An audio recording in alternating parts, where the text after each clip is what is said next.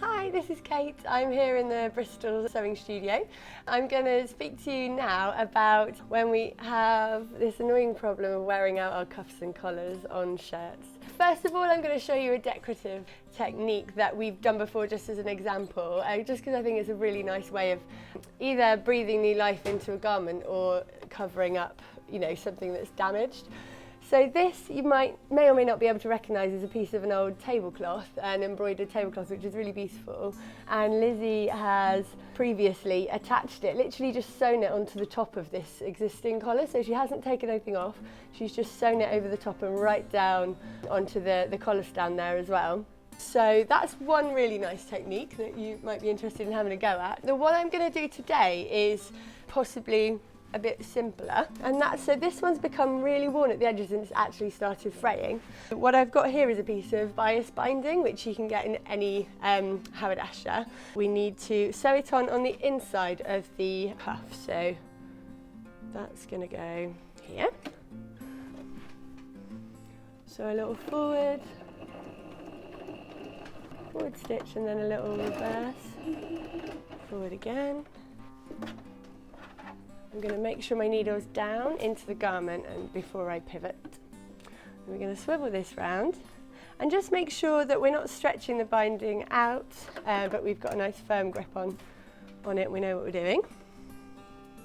And we're literally just going to follow it all the way along this cuff. So put it back in, swivel, back off. Okay, so that's our first bit done. Snip. And then this comes round and back on itself, so we're going to end up with a really nice finished product that covers the original stitching as well. Great, and again you can pin it. I mean you probably, to be honest, you will find you don't really need to pin it.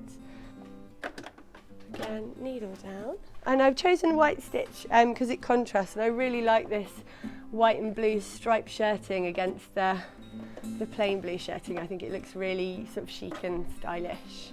So you're now top stitching.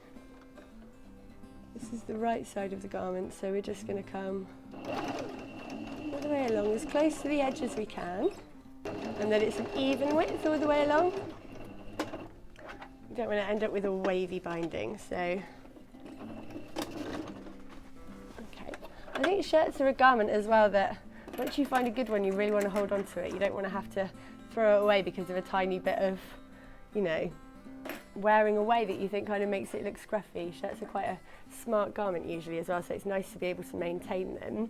Now, and at this end, again, you want to just sort of leave yourself a little bit. I would just chop off that excess there. It's a bit too much. Just make sure they're even and they're not poking out. I think that's the important bit here, is that it's quite uniform on both sides. You can pin it and then hand tack the end, which is quite a nice way of just making sure you've got quite a clean finish on it. You don't mind if it kind of has a little bit of hand stitch at the end. I'm going to try and do this bit on a machine. There we go. And then once that's all nicely trimmed, you've got your lovely new cuff. And then you'd give that a press and you'd snip off all of your edges. So good luck having a go at that.